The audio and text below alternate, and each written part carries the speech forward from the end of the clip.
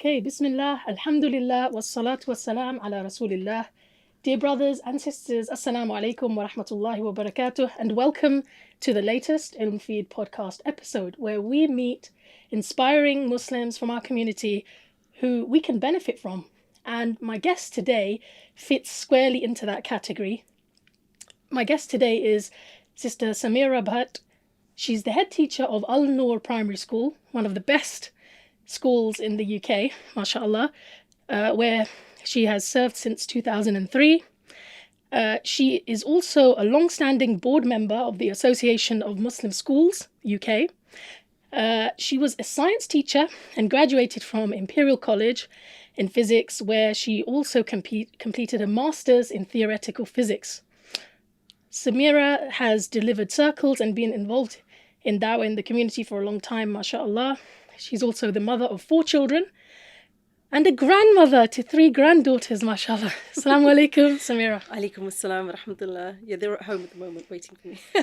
You know, when you mentioned that to me, it was like, oh my God, I just hadn't realised that so much time had gone past. Yeah, actually. doesn't it? Yeah, it goes by so quickly. Yeah, because I think we met, didn't we,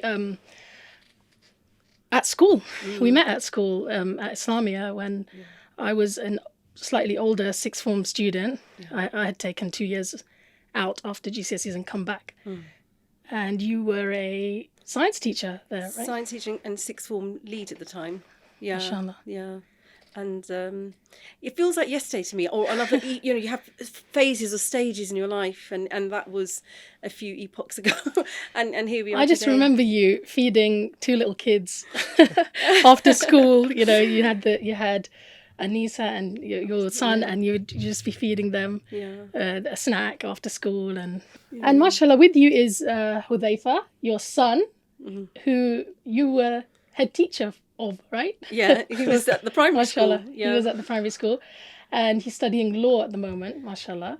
And he was also a mentor at your school, I hear. Yes, he's done some volunteering at the school actually a number of times now, and that's wonderful because we like to bring back in our ex-pupils to inspire the next generation. Obviously, I'm getting a bit advanced in my years, and children feel inspired by youngsters, and it's lovely to have ex-pupils come back and speak to pupils, mentor them, give them an example, and become role models for them. Of course, we all are as staff, but it's extra special when you get youngsters back in to do that. So it's an honour for me to bring him back in and obviously make good use of him at the school. Mashallah.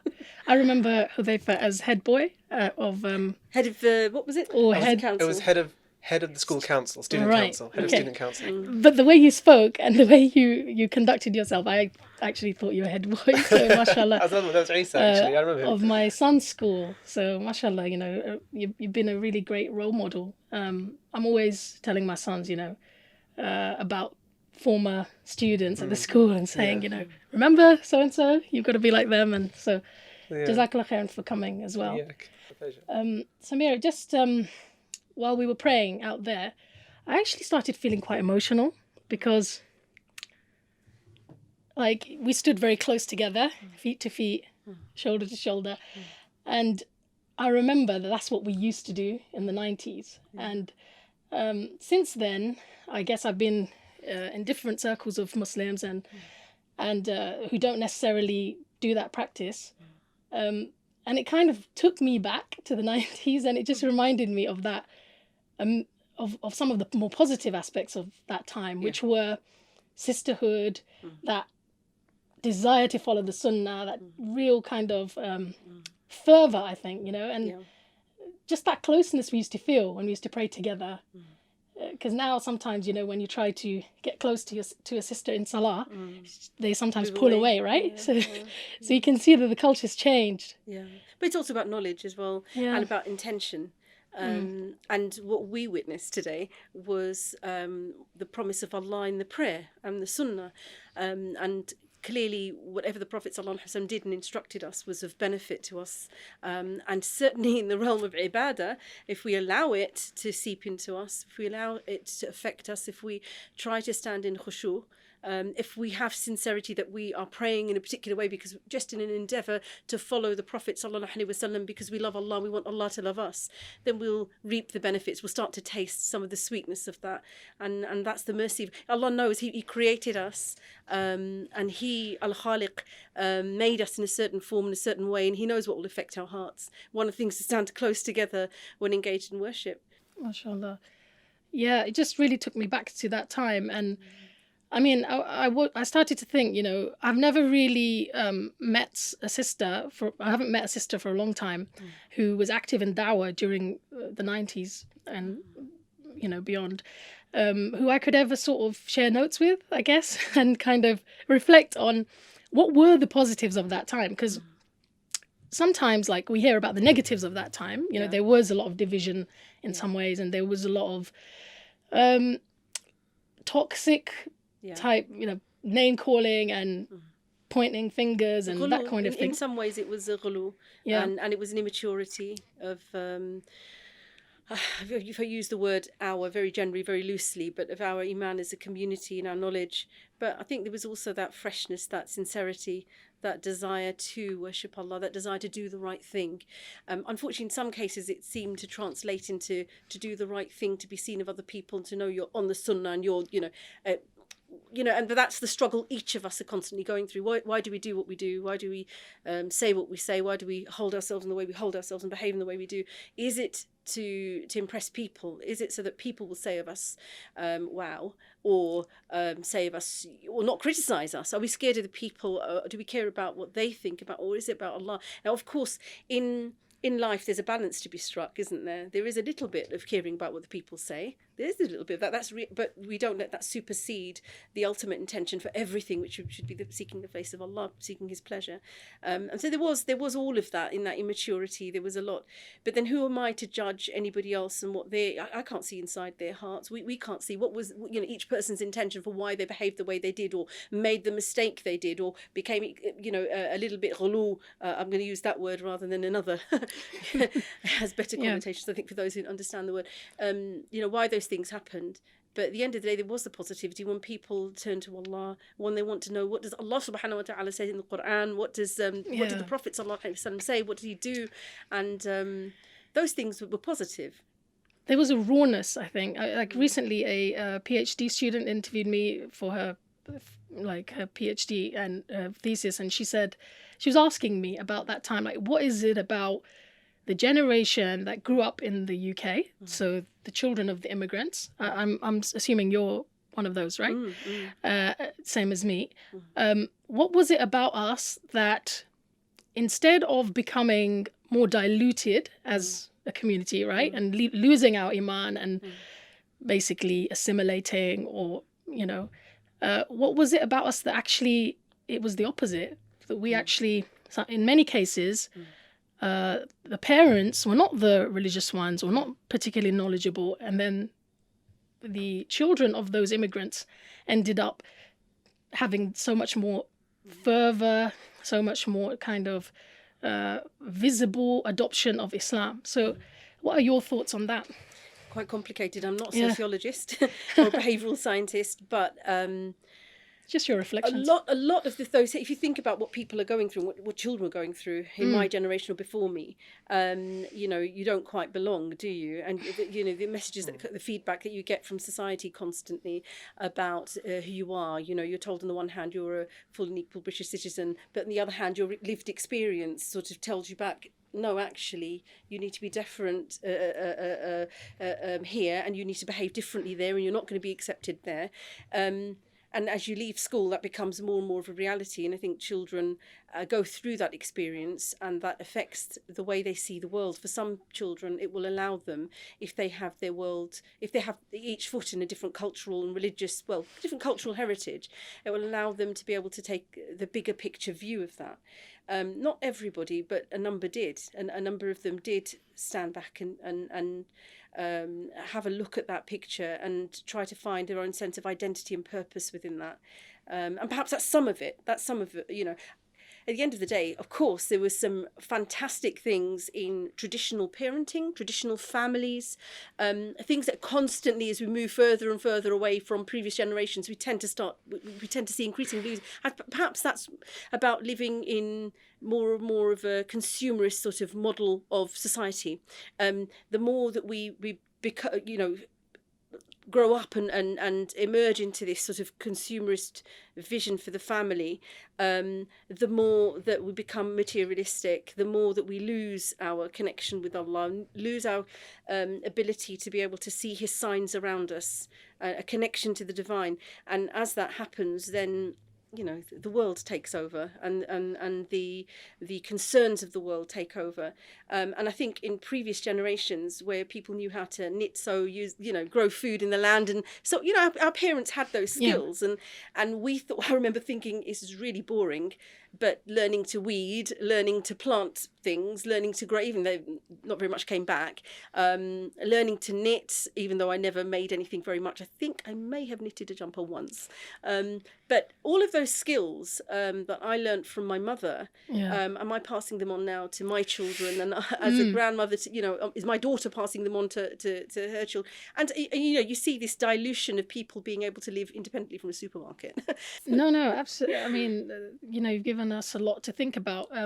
So it made me wonder what your experience of growing up was like. Were you a Londoner? Did you grow up in London? Which area of London was it? Leighton, East London. What was that like? What was that like? Well, back then, and this is some time ago, it was still, I you know, grew up through the 70s, and I was sort of aware of things through the 80s, and that's when I was going to school, etc. And 80s was a time of multiculturalism, but preceding that, alongside with that, there was a lot of open racism actually on the streets before it became illegal. So as a child in the 70s, I remember my mother being spat at by a group of individuals who were walking behind us. I think this is a story I heard back from my sisters who'd gone with my mother to the park. So I don't think I actually witnessed it, but I was horrified when I got home and they told me that they were calling them, of course, the usual terms of reference at that time for anybody who was brown, anybody else that they could get away with saying it to, and spat actually at my mother. And those things were not uncommon, and I think a lot of people at that time, the 70s and 80s, my mother was very risk averse. She was kept us in. She was very risk averse, and I think a lot of people were. A lot of people from, you know, different communities, Muslim communities that were settling down and living here, were quite risk averse. They were sort of Pakistani background, is that? My own family, my mother and father. Yeah. What I was thinking about was, if you did live in another country, as in the country from maybe where, and going further up the family tree, they resided from Pakistan or wherever. Do you think your mother would have been so risk averse living there, given the cultural differences between those places and where we live now? I think she would have been less, but she is a bit as a person, she's quite risk averse. Yeah. I think referencing the point you made earlier about how it didn't lead to a dilution of our beliefs. I think that whether it's subconsciously or they did it explicitly, expressly, and, you know, intending to do it, it kind of created sub-communities or communities within communities where people already felt left out and different, given their cultural differences from wherever they migrated from, coming here. And for the more inquisitive of the individuals, not to say that there aren't people who aren't inquisitive, that led those individuals to wonder what gives rise to these cultural differences and what gives rise to a certain way of living here compared to a certain way of living there. You know, and yet there were others as well who wanted so much to fit in, and not be for them. The drivers were all about fitting in, or even eating of the fruit, you know, of society, and getting to the top there and doing whatever it takes. Probably that ultimately leads to a question of what grounds the way the people there do live, and what grounds the way the people here live. And obviously, you referenced it previously, that what grounds the way we live here in the West, whether that's here or America or any, you know, Western European country. It's the whole notion of capitalism and consumerism, you know, to live in the now purchase now. Enjoy your time now, because you don't know what might come in the future, and it's best to just enjoy yourself now. That sort of it's not just capitalism and consumerism, but they're all sorts as of broader strains. concepts. Yeah, I think. I don't know what you think about this. Let me know what you think. But my reflection on it is that growing up in the UK, we were faced with the question, "Who am I?" And any time a person is forced to ask themselves that question, they look around for the answer. And for us, I think we would have thought about our heritage, but then also the big questions of life, like, how am I going to view this? Am I going to view having a girlfriend? Am I going to view, all the different things that as a young person you face? You ask yourself, and then you go home, and then you either talk to your parents about it, and they give you an answer, or you start researching. And I think one of the great things about growing up in Britain was this emphasis on reading, this emphasis on critical thinking, questioning. And I think so much of what our generation learned was through books, not necessarily through our parents. Yeah, we did a lot of reading. Our parents taught us another aspect, which was very important. But not everybody's a reader. Not everybody's a reader. Or sometimes it was other people at school, right? Well, I think for me, it was, all of that was part of the journey. But for me, mine was, and all praises for Allah, and obviously the Prophet Sallallahu Alaihi Wasallam is our inspirational example, and the companions after them, and we just offer whatever little stories we do. But for me, it was the lap of my mother. And my mother taught us Iman on her lap. And she told us about Allah subhanahu wa ta'ala. She told us about heaven and hell. And I took that to heart as a very, very young child. By the mercy of Allah subhanahu wa ta'ala, He answered my mother's dua, etc. And I can never thank my mother enough, because that was such a deeply rooted Iman from such a young age. I used to make dua. I'd ask her about, okay, so how long do we have to be in hell if we're bad and we go to hell? And well, if we were in hell, I'd imagine all of these things, and I'd start to say, well, if I really asked Allah subhanahu wa ta'ala, I'm really sorry now, and would we be able to leave? So I had all of these conversations with my mother. And it's funny, I just sort of remember back how even as a child, you'd almost think it's so easy to get to hell. This Easier. negativity that creeps in. Strange. But alhamdulillah, by the mercy of Allah, my mother, and by the mercy of Ar-Rahman, who gives hidayah to whoever He wills, this sort of led to a deep connection with Allah subhanahu wa ta'ala from a young age, and a desire to make sure everything I did was in line with what does Allah say about this? What does within whatever I could find out about it as a child. And my immediate source of knowledge was my mother. I mean, I talk a lot about my mother because my father died when I was very young.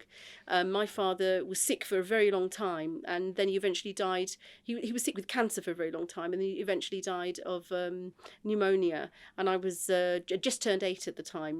The youngest, there were 4 of us. So my sister was 5, my brother was 9, a year old, just before he turned 9 actually. He was only 10 or 11 months between us. My mother, had us quite close together.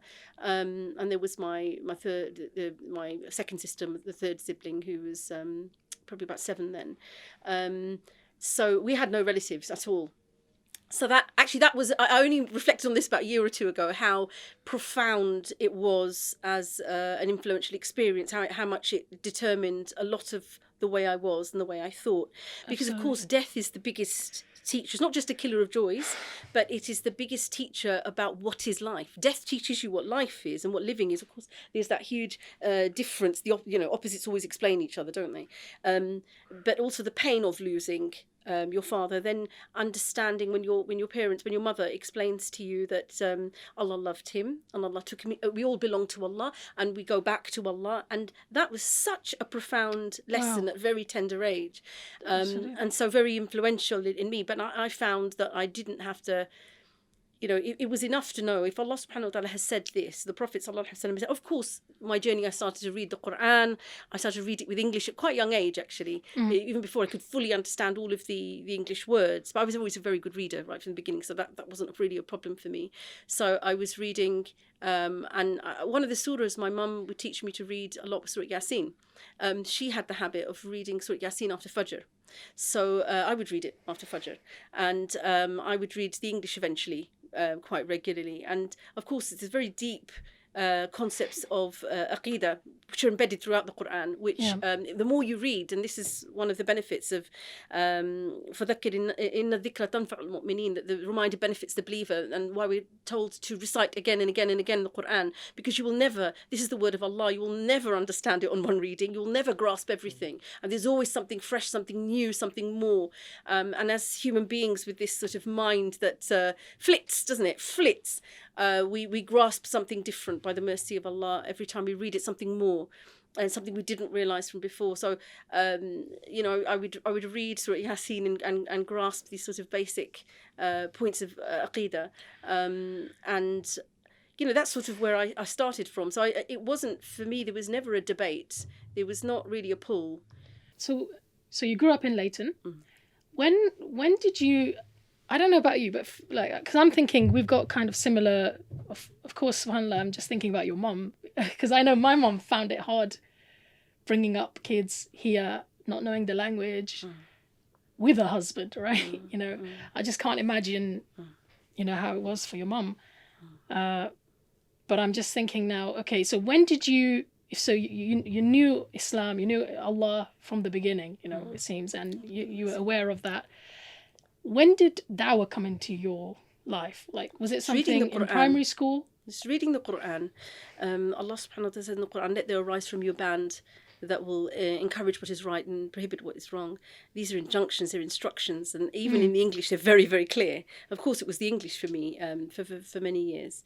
And so it was the Quran primarily. And yes, I would try to read a hadith, and my mother tried to teach us, there were so many different things she was teaching us.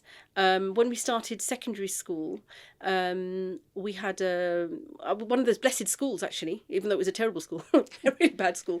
But what kind of school was it? Girls' school? It was a girls' school. At that time, you had these middle schools, Key Stage 3 schools, where they weren't called Key Stage 3. Just I think a year after I left, they shut those down, and then they created these all-throughs from 11 to 16. But at that time, you had this sort of 11 to 14, year 7, 8, 9 they would now call. We used to call them 1, 2 and 3 then. And so I went to one of these, and it was absolutely terrible. Because they really had a behaviour problem. It was really bad. The head teacher wasn't watching this. It's a long time ago now. But alhamdulillah, a big blessing for us is that we had these Islamic studies morning classes. You came in half an hour early to school one day a week, and it was the Muslim Educational Trust. May Allah bless our earliest generations who set these things up for us. May Allah reward them. They strove for the sake of Allah, and they gave us messages and planted seeds that, we are a sadqa jariyah for them too. So subhanallah, they would send a teacher. Now she was, mashallah, a wonderful woman, Mrs. Gosar Sheikh, well known in the Muslim community down in East London, probably further afield. She'd come every week, and her passion for the deen was really evident. And she would encourage anybody who had a liking for the deen. I was very outspoken from a very young age, actually. One of those who always had a hand up in class. I was outspoken in that class as well. I'd inevitably be chosen every year for the end of year speech at the annual event that they'd hold at this Muslim Educational Trust function, they'd call it every year. And I always give a little speech. I got my speech skills from. And I'd always normally I'd get top marks in the end of year exam for Islamic studies. So is this like a Saturday school? No, it was during the weekdays. Alhamdulillah. Oh. Yeah, one day a week before school started, we'd do this class. What kind of things were covered? So they had a book. The Muslim Educational Trust published a book. I vaguely remember the Muslim Education Trust logo. Yeah. May Allah reward them. Mashallah. What they did at that, it was such an inspired idea to send out these teachers. So it was by, you went there voluntarily if you wanted. If you didn't want, there were many girls who didn't go. There was a number who did, and obviously there were more at year 7, and then they'd drop off as time would go by. But I always went to these, and in fact, when I joined my secondary school, I started a class there, which very few girls came to in my secondary, meaning the one after this secondary, at 14. But may Allah reward and bless her. She did a lot. She went to a lot of schools, and she always had a passion for the deen, and she was always encouraging, giving advice, and may Allah bless her and reward her. She worked well with that school. And then obviously at home, my mother tried to teach me Urdu. She tried to teach all of us. And I really tried to learn Urdu. She'd taken us to Pakistan in the first time in my sort of years of awareness of what was going on. I was about 10. Yeah, I was 10 going on 11, I think. We went at the end in my year 6, what they now call year 6, last year of primary. And of course, we couldn't speak a word out there, and then picked up bits of Punjabi, because the family predominantly spoke Punjabi when they were, and then others spoke Urdu. And so, this mishmash that everybody would keep pointing out to us that we learnt and came back with. So then first she tried it herself, and then she appointed somebody to come home and teach us. And so I sort of tried to learn Urdu. And then my mother had some interesting books. And one I really remember is Marne ke baad kya hoga? Wow. What happens after death? I wanted to read that book. So I picked this book up and tried to read this book. So that's another way that I learned Deen and improved my Urdu. I had to do it to understand this book. And I would read it to my mum. And it was quite a good book. It had, authentic hadith about how the soul's journey after death and so on. And that was really fascinating at that age. And obviously by that time, I think that was some 5 years. No, how many years after? No, I was probably 12? Was I 12, 11? So, that filled in the blanks about the soul's journey and so on. And for me, it was fundamental. Everybody should know this. Why isn't everybody wanting to So there were lots of ways through which. And then at my the next school I went to, I met a wonderful girl called Sabira. And if you're listening, Sabira, assalamu alaikum. I hope you're really well. Sorry for losing touch. She's really wonderful. Very different personality to me. I was the loud, extrovert, outspoken one. She was the quiet, calm, reserved, sensible one, mashallah. And we went through secondary together. And her father was involved, and her whole family in da'wah work. And mashallah, sort of had a connection there as well. And there was another organisation that I got involved with through them, and went to some circles, delivered some circles, started some circles, used to get local girls to come every week to my house, my mum's house. And primarily we do Quran tafsir, to be honest with you. We'd read the Quran starting from Surah Al-Baqarah and talk about the meanings and so on. And I would every week trying to get people to come to this circle on Sunday mornings. We used to do it. What was the reason behind that? Was that the stage where this kind of divine injunction of promote the good and forbid the evil, is that when it started to manifest itself in you doing? No, that was from a younger age. Circles? Oh my goodness. The age that I just remember how terrible I was in primary school. People get that hulu stage where they've tried to push the religion down their family members' mouths, really in an aggressive, horrible way that really pushes everyone away. As a 10-year-old, I was doing that as a young child. Yeah, within my whatever power I had. Whenever they would listen. Well, at school, it was like there were 2 other girls in my class who sort of said they were Muslim, so it was sort of trying to push it on them. And Muslims must do this, and I'm sure we've all met people like that, children like that in primary who do that. And then in secondary, it was. Actually, I didn't know that hijab was fard. So, for example, and I was how old was I? I watched a program one day. It was about Muslim women in Egypt putting the hijab back on, and that's what told me that once upon a time, women in Muslim countries used to wear niqabs and burqas and what have you, and then they took them off through this period of, at the time I didn't realise, colonisation and what have you, and the colonising of the Muslim mind or the Muslim spirit or whatever. And then in the how old was I? It's probably early 80s. I was 12 or 13 when I watched this. And so they were interviewing these women who'd put the niqab and put the hijab back on. And that was what taught me a lot about the world, but also that hijab is fard. So I finished watching the programme and I shouted up the stairs to my mum, I'm going to start wearing the hijab. I think at the time I called it scarf or dupatta or something. I'm going to start wearing that from now on. And Mum said, okay. I said, okay. And from that day forward, I there was this purple dupatta, I remember. That was the only thing I had. But I remember I wrapped it around my head and I would go to school every day. Then I had another battle at school having to explain this. I didn't go and explain it to, and it wasn't part of the uniform, this purple dupatta on top of a navy uniform. I had to go and explain why and how I should be allowed to do it and so on. And I went first to the deputy and then went to the head, and I remember, I think the head asked me, why didn't you come to me first? Why did you go to the deputy first? And that was an interesting thing that carried on in the school I went to beyond, because I had to we had to write a letter to the Board of Governors to be allowed to be able to wear hijab as a part of our uniform in school. Wow. And I remember feeling that we'd been double-crossed and hoodwinked because it never went. The head teacher ended up making a deal before the Board of Governor meeting and allowed us to wear, and it was Sabra and me, you see, so bring Sabra along, Sabra and me. We went there and she said, yes, okay, you two can wear it. But we thought that would be a blanket rule for everyone in the school. But I remember thinking at the time, we should have gone to the Board of Governors and they should have made a rule. Because then my younger sister had a problem at the school later on when I'd left.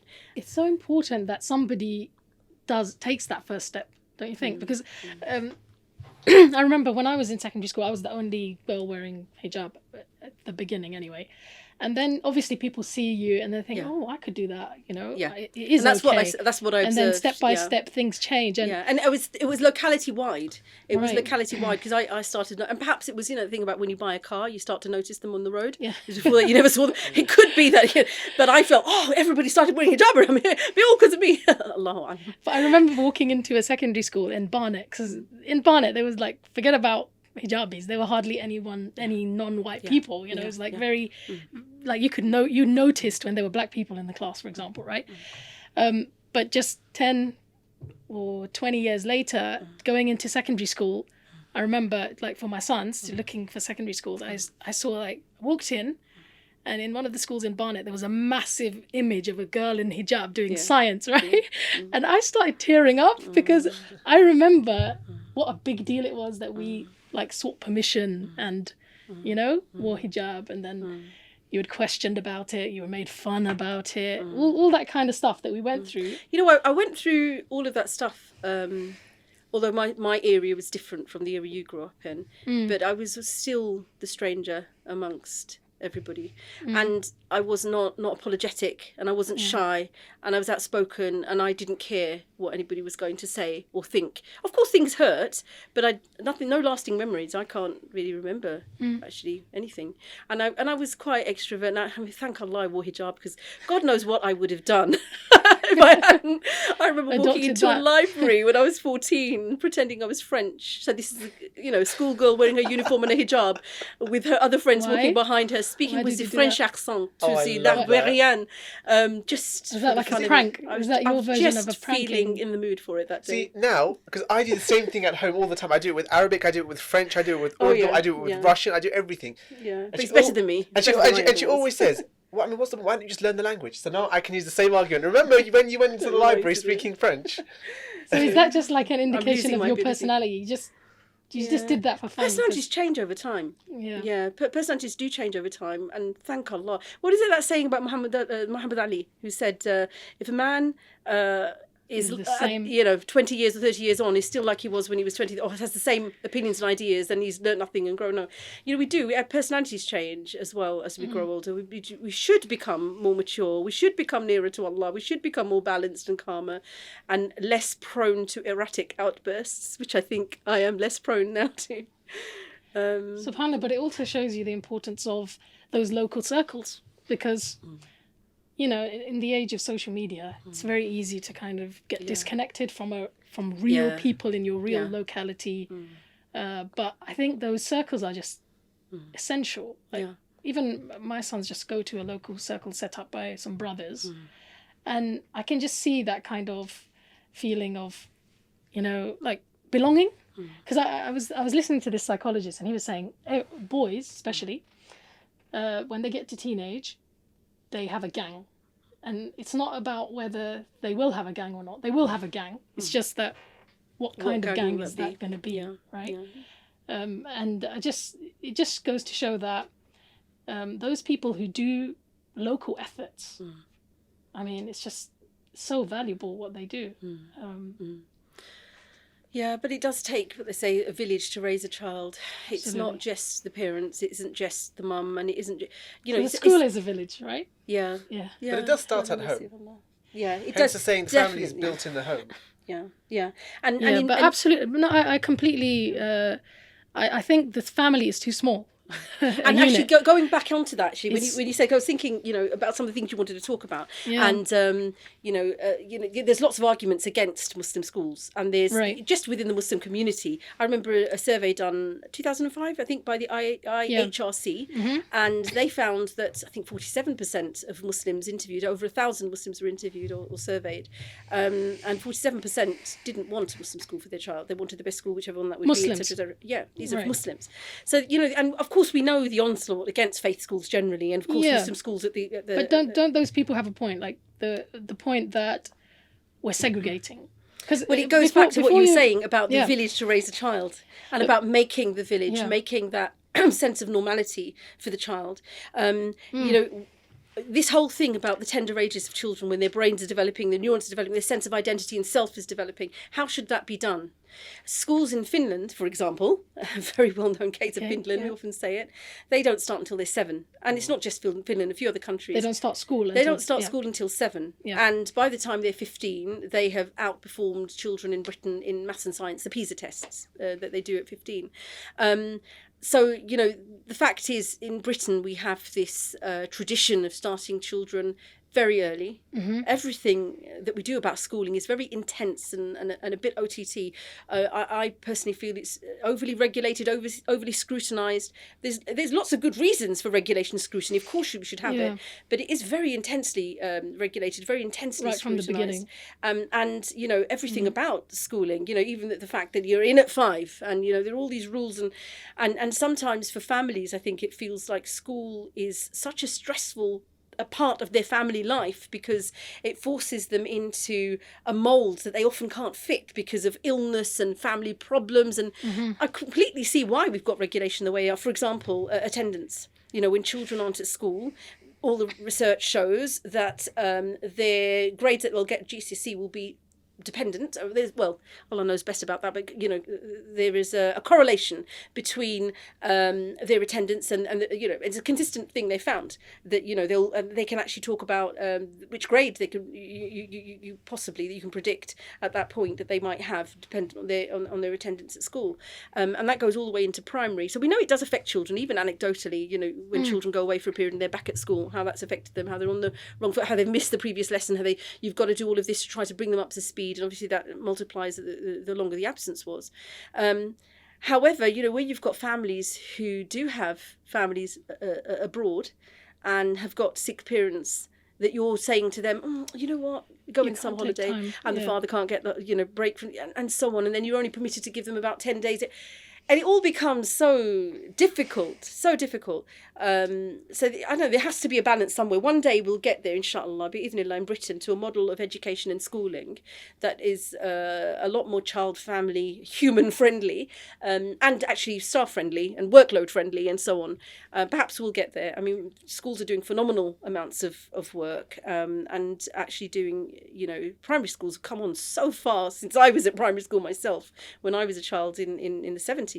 So there's great work that's being done in schools up and down the country. But, you know, particularly for children, if we think again about the development of their identity and who they are and, you know, what they want in life, their concept of life, the bigger picture, all of those things. If you have a school which mirrors the values of home, which gives them the same paradigm and landscape of and allows them also to be themselves, to not feel different and have to keep explaining away their religious beliefs or their culture or their colour of their skin and so on and so forth, all these sorts of things. Although predominantly Muslim schools should have all colours under the sun, you know. However, if the child is always feeling different, they have to apologise. Imagine what that does to the psychology of a child. There's two ends to that. You know, the child can either, you know, suffer from it or the child can thrive in that. Right. But, you know, what is better overall for the human psyche, for a child? I like the work done done by people like Sue Palmer and her Toxic Childhood books and so on. And this idea that, bringing up children is a process that is determined by the biological and psychological needs of the growing child, and it has a certain rate at which that should develop. And today's fast-paced society, in the way that we have society, we try to force the human being into a mould which is not human, which doesn't really suit the temperament of the human being. The engineered consumer. To be honest with you, So I'll tell you why because obviously I'm pro Muslim schools. I sent my children to Muslim schools, but there is something that I sometimes worry about, and I'll share that with you, and you tell me what you think, and you can tell me as well, Hudhayfah, because I think you've been through Muslim schools all your life, right? Yeah. Until A levels. Until A levels, yeah. Right. So that's similar to my children, I guess. I worry sometimes. Like, it felt very natural to put them into a Muslim school at primary age. It just felt like they're young, they need to just be around.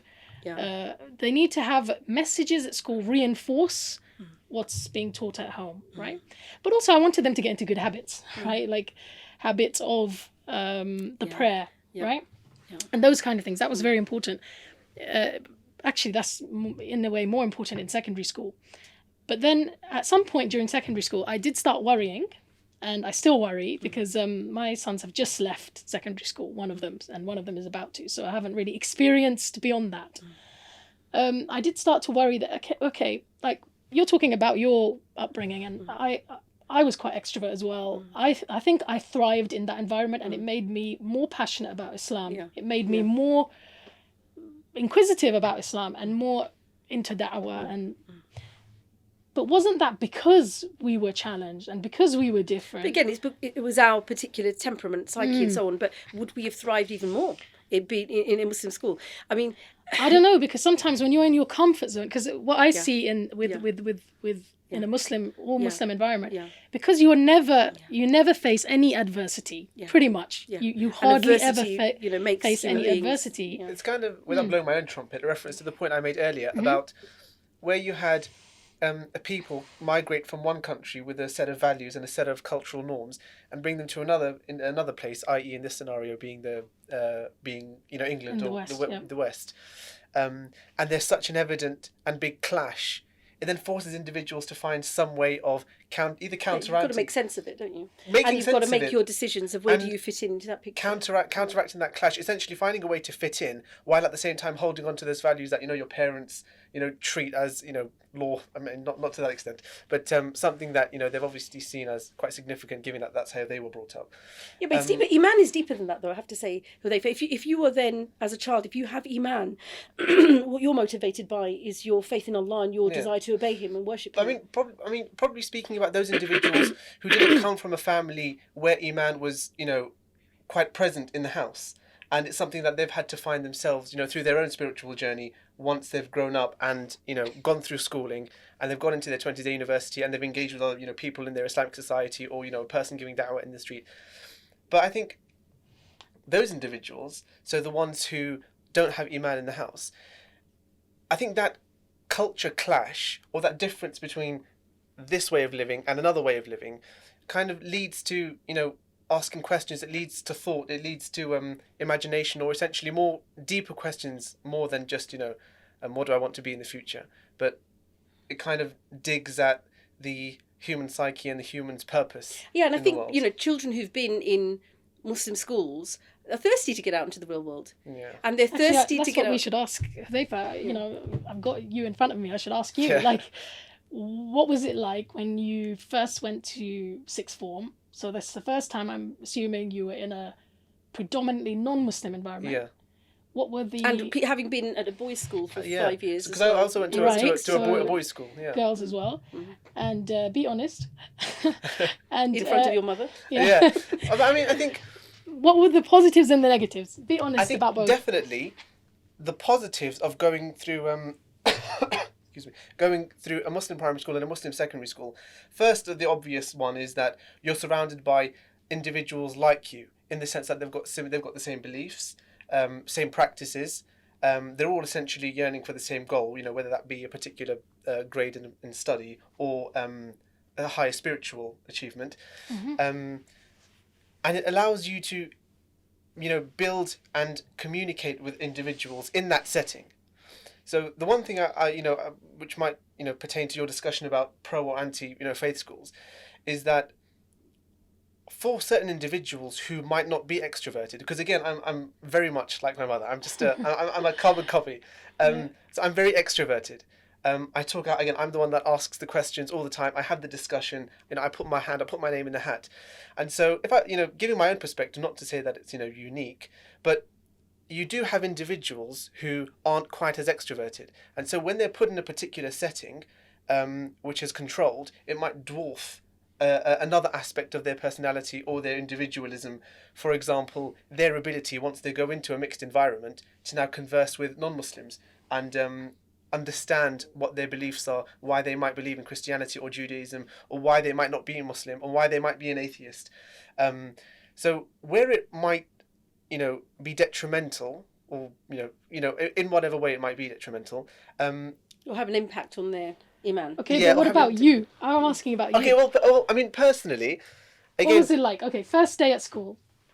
So right? First day in that out of your comfort zone in a way, right? Or that environment that you've been used to. Yeah. There must have been things that, no matter how extrovert you are, you were nervous about, or that you. The obvious one is, okay, from my experience going from a boys' school, is all of a sudden coming out into an area where there is no regulation on the communication and the contact between a man and a woman. Right. So that's the obvious one. That's the big one. Right. And ultimately, when you go from interacting with just boys, I wouldn't say the stereotypical viewers, but the general idea might be that once you now go, to converse with a woman or a female, you might be thinking, you might be a bit dwarfed by the situation, you might feel a bit intimidated, or you might feel, not confident enough. But again, because I take from my mother and I'm quite extroverted, I don't think that affected me so much as it may have affected another individual. But I think what it doesn't help with is... You were never awkward, in other words. Yeah, but I don't think it helps in tempering any situation whereby you might nevertheless feel intimidated by a particular interaction, given a particular sensitive topic has arisen in conversation. So far, you haven't come against any situation where you thought to yourself, if I'd had more experience, if I'd gone to a non-Muslim school, or if I'd had more experience, because it's not just about the Muslim, non-Muslim aspect, right? Yeah. There's also the fact that, by and large, Muslim schools are young, right? They haven't had the years and years of investment and years of experience, right? So obviously, sometimes I think it's a stereotyping assumption, because it's got to do with the staff. It's got to do with the degree of experience they have, with the degree of subject knowledge, pedagogical knowledge, with the degree of social skills and communication skills that they have, and what the national curriculum and the new Ofsted framework for inspection of schools calls cultural capital, which is a controversial, as I know many Muslims know now, a controversial concept, actually academically. However, I think what we all relate to is the idea that, and it happens to children whether they go to a Muslim school or to any sort of school, depends on the circles you mix in, and on the curriculum that you receive and that you're forced to think about, whether you will learn the cultural cues and the cultural capital and background of the country that you're in, that's your country, whether you always see yourself as an outsider on the fringes looking in at and never participating, being a part of. And a lot of it's also got to do with communication skills and English. Yes, exactly. We are largely, the Muslim community in this country is an EAL community. Right. Even myself. English as a additional language. Yeah. Even myself, because we don't have that background of richness throughout your family of conversing and thinking and speaking in English. Of course, it's a handicap that a lot of us have overcome. We're pretty good at it. But even then, I think given the sort of background that many people have had, the richness of, and of course, the more educated the family dynamic that the child is being raised in, the better the level of vocabulary and RSE capabilities, as we call them now. All of those things affect children. So, I've interviewed hundreds of people for positions in the school over the years, and I've always been struck by how poor our English skills are as a community, how really poor, and how often we can't really. Sometimes it can be nerves, undoubtedly, but even that's a part of RSE skills. Mostly is bad grammar. Bad grammar, and also inability to be able to inability to be able to have an opinion, voice an opinion, express a view, go beyond a few words, have a variety of vocabulary. Our vocabulary is really poor as a Muslim community, actually. And, I'm always struck by comments made about the vocabulary I choose. People shouldn't be struck by, oh, she said another long word.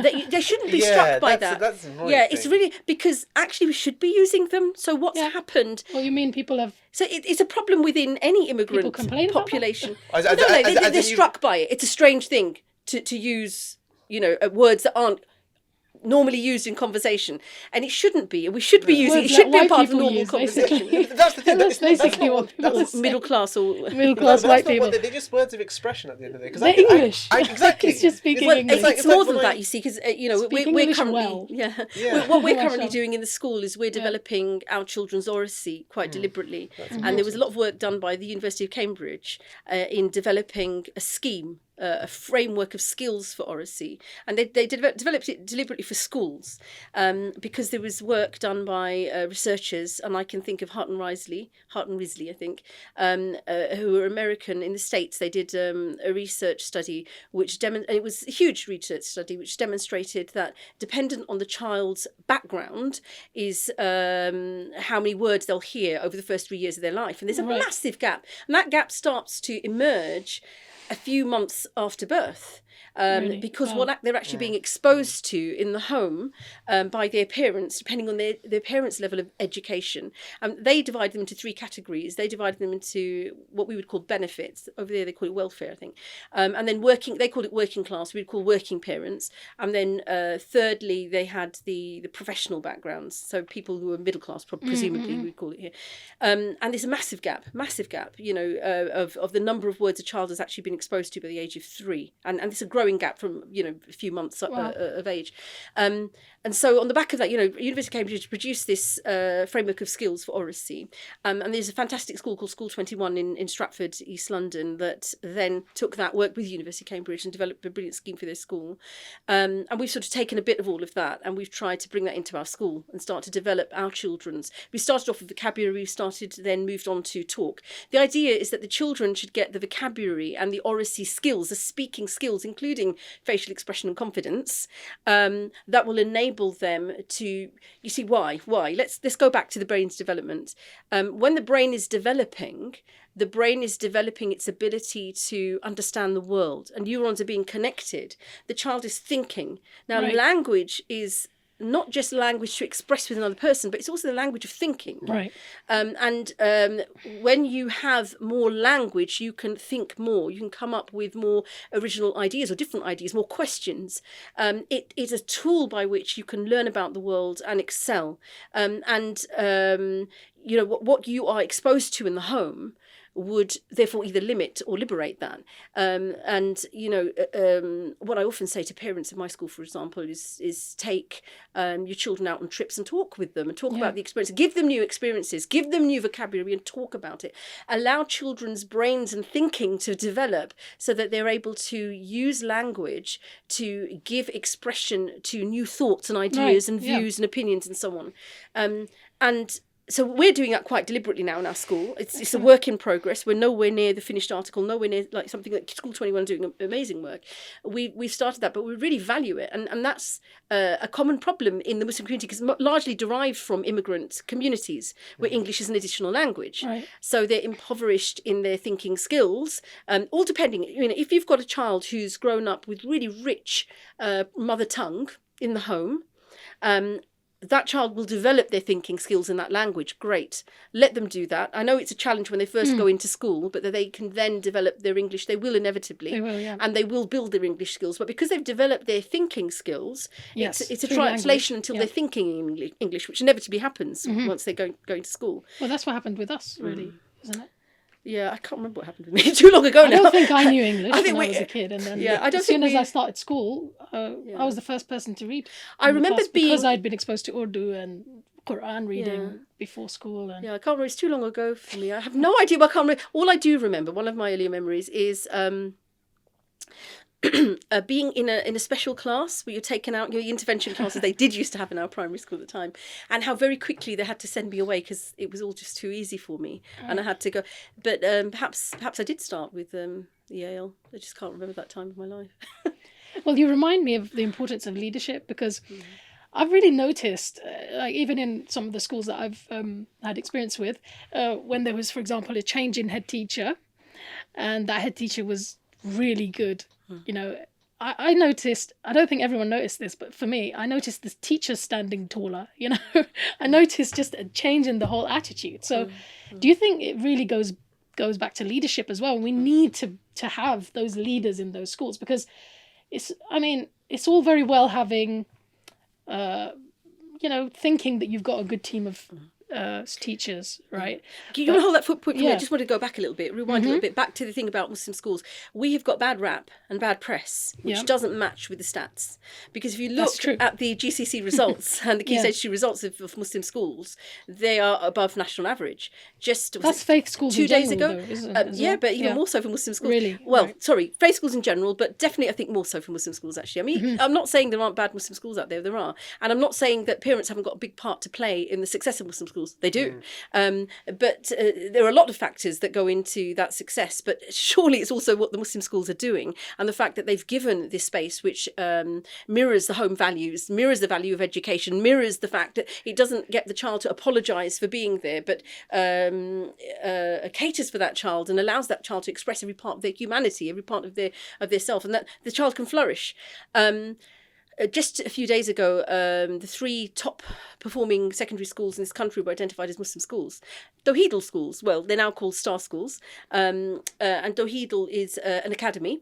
It started off in Blackburn, and their flagship school, now called Eden Girls School in Blackburn, previously called Tawheedal Girls, is number 1. And it's been there for a while now, a number of years, mashallah. But first three positions are all Tawheedal schools. Sure. And they are Muslim schools. They've got a particular model in the way they do things, but they certainly have the Muslim ethos, and they certainly cater for all of that. In what way were they judged to be the best? There were a number of different indicators, one being GCSE results, Progress 8 scores, and so on, and Baccalaureate and so on. But there were other things. It escaped my mind at the moment. There were a few other things, uptake at sixth form and so on. There were a few other things, few other indicators. So we've got a large number of very successful Muslim schools, and they're not a rarity. If you look at the 200 odd Muslim schools are in the country, a large number of them are doing incredibly well. So I must say that very, very quickly, because it's really important to understand that. You know, often there is such you could term as propaganda against faith schools and Muslim schools that we fail to remember the achievements and what they're giving back. The children that are coming out of those schools, the young people, are upstanding members of the community. They're going on to do incredible things. And our school's quite young, relatively young. Our primary is 16, 17 years old now, and our oldest children have just finished university, started the first year of work, or gone on to masters and so on. And I think you were in the 4th cohort, weren't you? You're 2010. I was. How many classes were above me? I think there was 1, 3. 2. There were 3. You were in the 4th. 3. Yes. Yeah. Yes. So you're 3rd year now. So some of them, they're working now. Or they're doing other things. So Muslim schools get a bad press. It's unfair. They should get a good press. They're doing incredible work, and they work so hard to teach the children to be fantastic Muslim citizens or British citizens as a corollary of being a good Muslim. And that is what we need, because, of course, Islam and being a Muslim, largely Islam came to improve the world, not to detract from the world, not to tell the world off and punish the world and all doom, gloom and fire. It's about civilization, and it's about making a godly civilization, humanity that remembers God and worships God. And of course, Islam allows us to be a Muslim minority in a non-Muslim majority in a plural, diverse country like Britain, which is our country. And those are important messages that are being taught to our children through Muslim schools, which then make them very well prepared for life in modern Britain, in plural, diverse modern Britain, as diverse British citizens who are ready to take up their world, to be positive, to demonstrate all of those fundamental British values in their best respect, we should be proud of what these schools are doing. That's something again that I think speaking from personal experience, I've felt and I've experienced myself is that going out into the wider world, or the big bad world as it's termly called, society is very tolerant, not just tolerant, but very accepting, and welcoming. There isn't necessarily, to a large extent where it's actually noticeable, that individuals ridicule you for your particular beliefs as a Muslim, or individuals, say negative things, out of the, be it on the street or be it, even in, I don't know, some form or the other. So I've personally felt that going from Muslim schools, and going from Muslim schools like my primary school, which really addressed this issue or this idea of fitting in as an individual who is welcome playing here a role in society. Playing a role in society is what I would probably what you called it. Playing a role in society, and the fact that you can contribute in the same way that any other individual can contribute. But I would say it's a larger contribution because you're fueled and motivated not by worldly gain, but by pleasing God. Right. And doing good unto your neighbour and to everybody else around you. And we're trying to inspire our children with that message. And we do a lot of very deliberate work right from the outset. I mean, we do it's called the SLP, the School Linking Partnership. It used to be called the Three Faith Forum. It's now called the Faith and Belief Forum, I think.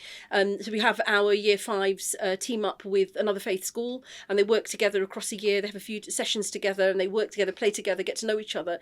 That's really instrumental in. And then we also invite schools in. Our Year 5 will hold an Islam Awareness Week exhibition of the whole school, sort of put together little stalls and things, and call in all the primary schools, and we'll get different schools, a set of children coming across the week to see this exhibition, have a Q&A and meet the children, talk to them. So we do a lot because we understand that, yes, faith schools can be divisive. Let's be honest. Of course, you take any group of people, you can run the risk of them becoming intolerant and narrow-minded. So you have to work to educate them not to be and give them opportunities of mixing. But at the same time, we cannot throw away, just because we're frightened of our children becoming intolerant, we can't throw away the important issue of letting their brains develop and themselves develop as their identity and who they are, and being proud of that, and developing all those positive Islamic beliefs and traits and characteristics and so on, for them to then go out and know on what platform they engage with the rest of the world. I believe in the vast majority of cases, we're seeing really positive results from our schools. That's really good to hear, and that's really inspiring as well to hear from Hudhayfah, because you've actually lived it, I'm probably projecting some of my own worries, sometimes, when you are bringing your kids up in a different way to the way you were brought up, it can be quite disconcerting, you can start thinking, like you said, of the whole guilt thing, am I narrowing their exposure to things? I think one thing we need to remember, actually, one thing we need to remember is there is a multiple of paths on the Sirat al-Mustaqim. Absolutely, yeah. There isn't like this, sometimes we think everything has to be an exact science. When you do things exactly this way, otherwise, bringing up children isn't. No. And at the end of the day, we are the creation of Allah. We go through so many different experiences in life that all play a part in formulating our personality and who we are. And, we can make the best of that, we can make the worst of that. And everything else around us, all these multiple different factors that are impinging on our developing personalities, play a role in that, and then we have a driving force as individuals to we get to an age of maturity where we're making conscious decisions and we're choosing which path to take and what but by the mercy of Allah, again, it's another mercy of His, there are multiple different paths that we can take. You don't have to be a head teacher to be a good Muslim, you don't have to be a broadcast journalist to be a good Muslim, you can be all of those different things and be a good Muslim. You just have to obey Allah and be sincere and true and do good unto people and fulfill your and all of that is a part of being a good Muslim, doing fantastic things every day, like the unsung Muslim heroes up and down the country. I watched that I play a documentary on the Birmingham hospital where these amazing surgeons on the edge of life, I think it was called, amazing, and one of them is such an inspirational character in the very first episode, a Muslim surgeon, neurosurgeon, what a personality and what humility and what a way with his parents and the sincerity with which he's looking after his patients, the da'wah that he does through his, and that's what Ilm Feed is all about, celebrating these unsung heroes, and they should be. I mean, it was that piece of research research, wasn't it? Was it Lancaster University that showed that for every one good news story of Muslims out there, there's 21 negative stories. In some way, the Muslims have been mentioned in a negative way. They examined the words that were used to refer to Muslims, and they found for every one good word, there's 21 negative things. That's ultimately what dwarfs the positive impact that Muslims might have. And it affects us as well, of course. It affects the psychology of Muslims. We become very negative about ourselves and our community. But actually, and then you have the whole inferior complex just by that. Yeah. Because then sometimes we perpetuate it as well. Like, some of the news, the media that Muslims produce is also negative. I mean, I get that. I can get really negative. Yeah. I can talk about that. What did I often say? I often say we've got these maladies. We have these maladies of the Muslim community, maladies of the mind, maladies of the spirit, maladies. And it's right to be introspective and critical of our community too. But if we overdo that in the face of such hostility, really, I mean, is it hostility? I don't want to judge the intention, because sometimes it's all just about numbers, making, is every community referred to in that way? I don't know if that job has been done. Is news more interested in the negative because people read stories that are negative that scare them? Is that the fact? Out there, and is it about all faiths and all peoples and all groups that negative seems to be mentioned so much more in the media? And is that why, actually, in Britain and perhaps in the Western world, Allah knows, people tend to be in a state of fear all the time, and very risk averse, because we are so fearful that something else might happen because we read it in the paper. So much if we've read every single day about a moped robbery, we think we're going to be the next victim of that. But actually, statistically, it's more likely that you might be knocked over by etc. By a car than. I was just thinking something I wanted to share with you. I think we were talking about Muslim schools, and before I took us down the path of talking about the successes of Muslim schools, you were going on to a point. Leadership. Yeah. Leadership is really important. Of course it is, no doubt. But each of us needs to be a leader of ourselves and our families. And that's the challenge. I think any faith teaches that challenge, and Islam certainly teaches that challenge. Lead yourself. Know who you are by knowing that you are the servant of Allah, you're the creation of Allah, knowing your place in this universe and in the scheme of all things.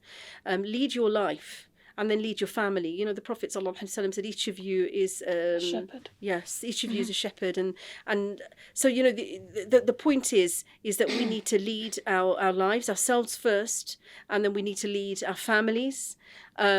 And yes, we need to lead our communities, and we need to be the role models for the next generations. We need to be the role models for those who might need a little bit of inspiring, a little bit of reassurance in a scary world. So yes, schools need good leadership. Undoubtedly, all the research is out there saying schools should be led well, and schools can often be deemed to be at risk of failure or failed because of poor leadership. It's one of those areas of mine that I'm really interested in, and I've done a lot of training of head teachers actually through the NIDA Trust on leadership and being a head teacher of a school, and I'm personally inspired by the example of the Prophet Muhammad sallallahu alaihi wasallam. He was a leader of himself, his life. He was a leader of his family. He was a leader of his community. He was a leader of humanity. And the Prophet sallallahu alaihi wasallam's example of what it's like to be an amazing leader that has impact. Because what is leadership at the end of the day? Yeah, is leadership that you say a list of rules and everybody follows? You devise an amazing list of rules, or is it all about inspiring people to want to follow a vision? And it may be your vision, but you sell that vision, which becomes everybody's vision, and you inspire people to want to follow that. You give them a why. And very much in any organisation, that's what leadership is doing really, really well. It's giving them a why, but persuading them that why is their vision. Right. And this is an amazing vision of the future. And of course, a really successful leader will have a vision it's big, that's aspiring, that's excellent rather than negative, and it's about bringing people on board on that journey. Do you think it's also about caring about the little things? The reason why I say that is I had a terrific head teacher at primary school. I actually grew up in Hackney, the opposite of Barnet, but for my primary years. And our head teacher used to come in from outside London. He was a very kind of mission-driven type person, Mr. Mines, Ken Mines. I actually made contact with him recently.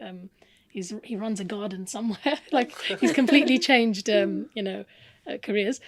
But he was just amazing as a leader. He was in the classroom, in everyone's classroom. He taught us calligraphy. We were just a bunch of, I'm just going to be honest, we were just like poor Asian kids, right, who nobody would really have cared about. But he actually used to enter us into calligraphy competitions. Those of us who had certain skills, he would push us, up and enter us into things and look out for us. And I just remember one of the things one of the qualities he had was he paid attention to detail. Yeah. And he felt very strongly about certain things. My children in my school have got to have good penmanship. And it was like, he took it personally. That's about his vision. Right. His vision. He had a very clear vision, and he was unequivocal about the things that really mattered. Yeah. And which is great. Everybody has a different leadership style, and some styles are more successful than others, and the best leaders can actually move between leadership styles, dependent on the sort of epoch, the stage of evolution of their school, the needs of their staff, needs of their team, needs of the school. But attention to detail is important. But at the same time, if you become overly obsessed with detail and too rigid, you need to have that degree of flexibility, because you've got to be able to be prepared to change all of the time. Change in order to do what's best for the school, for those children. And so you've got to be able to be dynamic and flexible and adaptable, and then have enough of a vision to be able to be self-aware of yourself and your limitations, but also that of the school, and also be able to evaluate the school at any one stage, what needs to be done. And then you need to have that unequivocal vision for what needs to happen for education and for those children in that school, and then move mountains to make that happen, I suppose you call.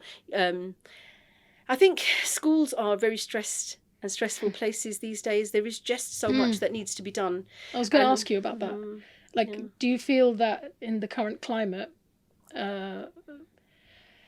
schools have become very self-conscious? Do you feel that there are decisions that they're making, Muslim schools, that they wouldn't have made previously? I don't know. I can't say. I mean, the phenomenon of Muslim schools is young, very young. Very young. We've got approx 200 or more in the country today. Of those, some are in the maintained sector, voluntary aided or academies or free schools, a very small number. The rest are independent schools. So it's difficult to say, what was it like in the past? What is it like today? I think I like to say to myself that they were all opened with a good intention. But I have to bear, and that good intention being that we want something better for our children. We want high standards. We want them to know Allah. We want to have this village that nurtures them and raises them. But at the same time, and obviously we want high academic standards as well as religious or emotional development and spiritual development standards. But I think at the same time there may well be schools that opened because they wanted to keep their children safe from perceived fears or perceived danger in other schools, and some of those perceived dangers may have been overly hyped. It may be, keep our girls away. There may be schools like that. Personally, I don't have any experience of them. They may exist. I've got experience of loads of schools that really work really hard and really try very hard. And they are stressed places because they're small. They're usually, the fees in these independent schools are low, much lower than what you'd get in a maintained school per child, per head. And they're, staff are accepting lower salaries. Right. And how long can staff do that for before they need to go and feed their families and buy a house and do something for their own? Do you think that's a big thing that needs to change? Because naturally, if you're a very high achieving person, unless you're very motivated, you're going to want to have a higher salary, right? If you can get I don't think it's just a higher salary. I think it's got to do with, you've got responsibilities in the family. Housing prices, whether rented or mortgaged, it's extortionate today. Extortionate for anybody living in London or anywhere in Britain at the moment. But definitely in the cities in London, the house prices are huge. And when it comes down to do I carry on doing what I love doing, and helping children to excel and be the best human beings they can be, or do I go away to another school and another job or somewhere else because I need to feed my family and put a roof over their head? Well, sometimes it's a no-brainer. They have to do that, and you can completely understand that. But then that leads to staff turnover, high staff turnover rates, which will affect the standards in the school. And as leadership, you're constantly, training and inducting new staff who are right at the beginning of their careers very often. And all of that, that can be something that can hold you back. But you can either see it like that or you can overcome it. How are we going to solve that? Well, you see, if fees. People who open, this is the problem. If you raise the fees, you close those schools off to a huge number of people, huge swathes of the Muslim community. We need Hudhayfah and his generation to earn big bucks and invest back into the schools. I think that's what a lot of schools do, right? A lot of the private schools. I think the other thing is thinking things in new ways. I think independent schools. But I mean, the community needs to see the support them. value of these They schools do. and invest. And there needs to be Yeah. awqaf, there needs to be some kind of But I think at the same trusts time and- as well, Allah subhanahu wa ta'ala has created the human mind in an amazing way. And they say, we've only discovered, or we only use a certain 2%, 10% of our brain at any one time. And when we come together, it's a super brain. You can get a lot of think together. You can also run the problems of groupthink, but you can also get lots of brains coming together to come up with solutions. And you just have to take a risk sometimes. Sometimes we can be risk averse. Oh, you've said that word so many times today. Like we're a bit risk obsessed at the moment. But sometimes we can be frightened to make a change because of the consequences that it might entail. But we might need to make a big change to do things differently. You know that thing they say about if you do things all of the time the same way, you're not going to get any different results. You need to change. So, for example, if independent schools put some money in somehow to having a fundraiser who and I don't know if this would be a popular idea amongst schools, but you have means tested fees. So fees for Muslim schools, the more you earn, the more you pay. The less you earn, if you can demonstrate that you qualify for that sort of discount or dispensation, the less fees you'd pay, and some people completely free. I've got a feeling that independent schools may have to move into that model anyway because of the pressures on the charitable sector and independent schools largely are registered as charities, and there's a growing feeling that these schools that are registered as charities need to do more for the public benefit. So it may well be a model that independent schools move towards anyway, because this would be of a greater public benefit if they could subsidise or reduce or even pay for the fees of some of the children in their school. And that way, because I have noticed that you will have parents who are driving rather expensive cars who are sending their children to school and paying the same fees as parents who are clearly struggling and putting every penny together to get their children into a Muslim school, and some who have to inevitably leave because they can't afford the fees anymore. So there are different models that we could possibly think about, but you're right, one of the models we think about is awqaf, and about Muslim businessmen feeling confident enough to invest in the Muslim sector and without feeling that they're going to associate with a toxic brand that could affect their business in a negative way. My husband still gets magazines from Imperial and letters. I get emails asking him for donations, and so I just got that idea from that there is this culture in the UK at least of alumni. Yeah. And we did start off something with our alumni that again, the smaller a school is and the more people are running around with the fewer people you've got with lots of hats doing lots of things, you just get stretched. You've got all these wonderful wild ideas, but yes, we should be can do people and not can't do. We should be tawakkal ala Allah, let's try our camel, let's try our best, and let's try something different. But again, the people make the decisions need to perhaps have a think around that way, I think. Does this funding issue affect VA schools, and so schools that are funded by the government? Get a massive budget increase by the Chancellor? Well, I don't know how long that will last for. There was something that's come through, but that was after funds had decreased in the maintained sector. Funds were decreased for schools, so that was all part of austerity. The Conservative government's, the Tory government's austerity period, which lasted from the point I think Cameron came in 2010 up until quite recently, when we were told about less than a year ago that austerity is over. At the party conference. Quite interesting. We should have all have asked the question that has the deficit been sorted then? No, it hasn't, but here we are.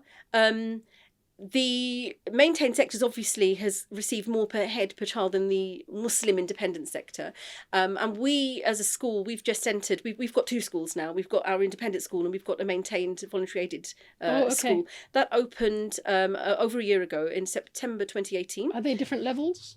Well, at the moment, because our voluntary aided school started with reception year 1, our independent school didn't take in reception year 1 for that year.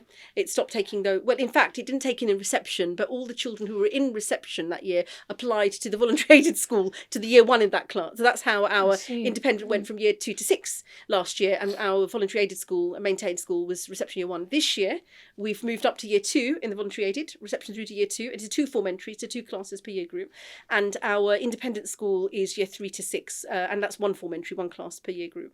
Can't remember why we started talking about this. We started talking about this because of funding, maintained schools and funding. Yeah. So it's interesting because for 16, 17 years we've been in the model of, pulling in our belts in the independent, because our fees are below what you would get. Our fees, I think, around 3,600 per year. I don't know if I'm allowed to do that. We're plugging my school.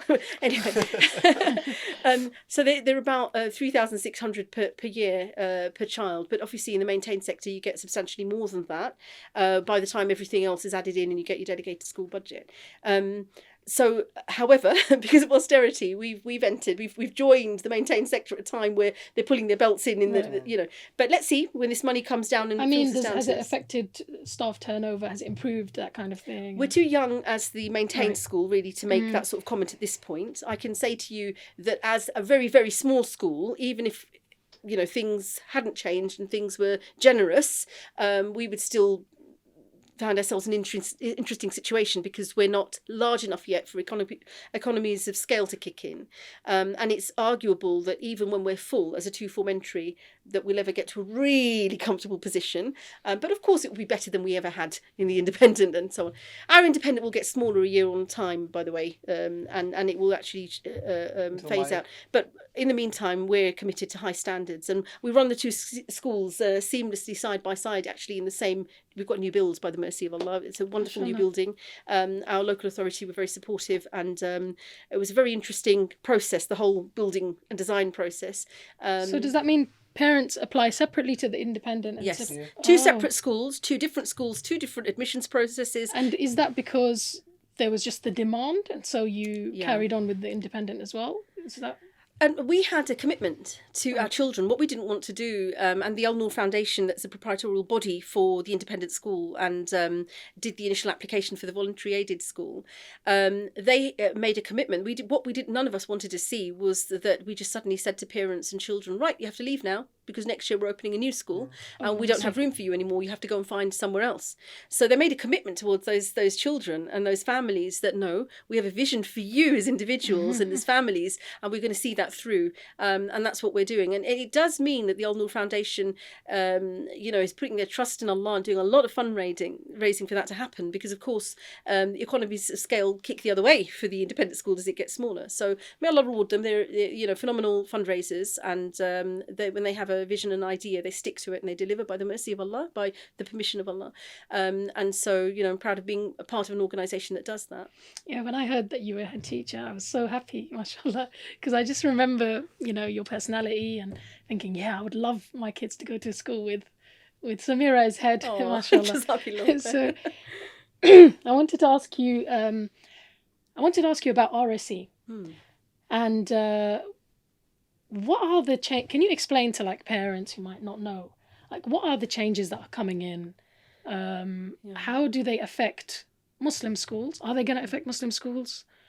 And what about people whose children are in state schools and ordinary, I don't know what to call them. The changes affect all schools, maintained and independent. They do affect all schools. Now, however, the changes, from my perspective, are positive, because for the first time they lay down boundaries that weren't existent before, and previously schools had laid out their own rules and done things their own way. The government went through a process of consultation with a lot of people before putting this statutory guidance together. Now, the statutory guidance isn't yet law. Well, it's law, but it's not yet applicable. It's applicable in September 2020, next year. The DfE did encourage early adopters, schools, to start to adopt it from September 2019.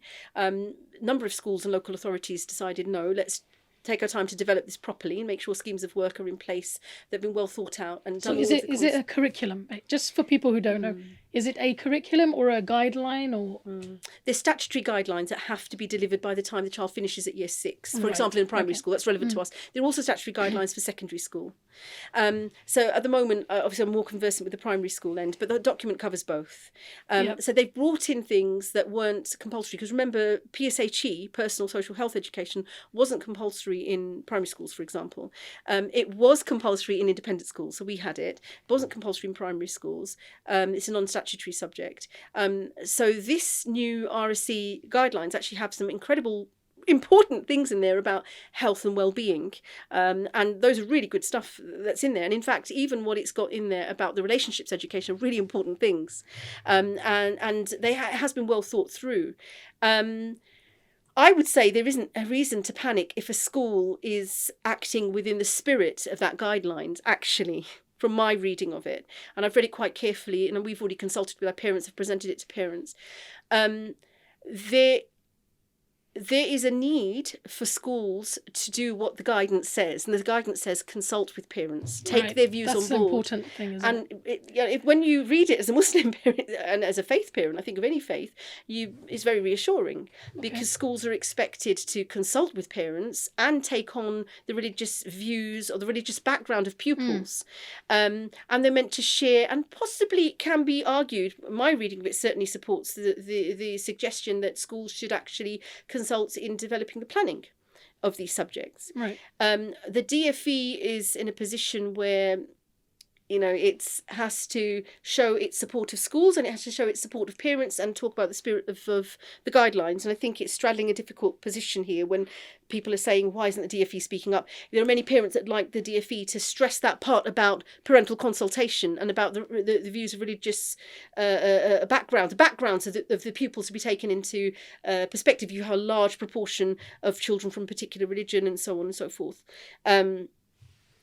But I think DfE straddles a difficult line. It doesn't want to obviously be seen to be detracting from its commitment to human rights and to the rights of equality of the protected characteristics, such as groups as the LGBT groups, and of course it has a commitment to promoting their rights. So in communicating to schools, people have felt that the DfE has been slow in making things really clear. I think the guidance speaks for itself, and one has to read it and then produce it and discuss with schools what they make of it. I certainly think that schools can be empowered by that guidance and be given quite clear boundaries. And the other thing it doesn't do, the guidance doesn't tell you that you have to teach any part of this at this age. They say by year 6. By the end of year 6. So where there are a few areas where parents might feel uncomfortable. So for parents from traditionally religious backgrounds, for them, anything that might sound to them as though LGBT views or pro-LGBT views are being promoted is very worrying. And I think, again, one has to look at the guidance and talk to schools, because the guidance itself doesn't require schools to be doing that. The guidance wants to ensure that children are receiving an education that makes them good citizens for 21st century Britain and treat other people with respect, and know and have a knowledge about the different groups in society that are protected under the law, and understand that they're protected under the law, and one should treat them with respect. And as a faith school, I think any faith school wouldn't have a problem with that at all. So we don't. And so we already had a curriculum in which our children were introduced to these concepts, but in a sensitive way, in a faith-centred way, which is what the guidance supports, actually. Right. We are tweaking our curriculum to add in all the great stuff in that RSE guidance that the government's published, the stuff about health and well-being, and we're tweaking our curriculum to ensure that it meets the spirit and the letter of the guidance, but we've already got the vast majority in our curriculum. So I don't actually think there's any reason to panic at all for Muslims. The guidance actually protects parents and families. So I think the problem, for example, with the case in Birmingham, that was quite in the media. See, that was nothing to do with this RSE guidance. This RSE guidance actually should solve that problem, in my view, my simplistic view. It was more about... it's about things that were already being taught was implementing before the guidance. No, because the guidance wasn't out at the time this was all happening. Okay. But because the guidance was coming out, it was in a draft form at the time when all of this was happening, people have confused the two things in their minds. So what was going on in Birmingham is that schools were teaching what they wanted to teach about these issues to the children. In particular, the worry was about promoting confusing children about gender and LGBT issues, about promoting this, which was at odds with the religious views and faiths of communities that were protesting. Now, at that time, this guidance was not law. It's still not law. It is law, but it's not applicable yet. It's applicable in September 2020. So schools that were already promoting certain ideas and values, they did so because they felt the value of them. They believed in those things. And of course, if you understand the backdrop of society today, and you understand the Equality Act and so on, you can completely see why schools were doing what they were doing. However, if you've got those schools had large proportions of parents who had a particular religious view, there was a stage there that needed to be done in terms of consultation, which one wonders whether how well that was done, which led to this situation. I don't know. To be honest, I don't know why we got where we got over there. But surely if people heeded the government's advice to consult. Clearly, when you've got any dispute, like you've disputes in workplaces, and then the unions have to get involved and they become entrenched and people dig their heels in. Any dispute can come, get to a stage where it becomes very difficult to resolve. And I think that may have happened here. But if things were done well earlier on, you could possibly prevent that from happening. So if you start to promote, if you start to teach LGBT equality and promote it in such a way that parents feel that the moral values of their children are being affected and they're being confused, then clearly there's a stage of consultation that should be happening to shape your curriculum that would avoid that happening. And I think that this guidance does that. Certainly it says it very clearly in black and white that stage should be happening.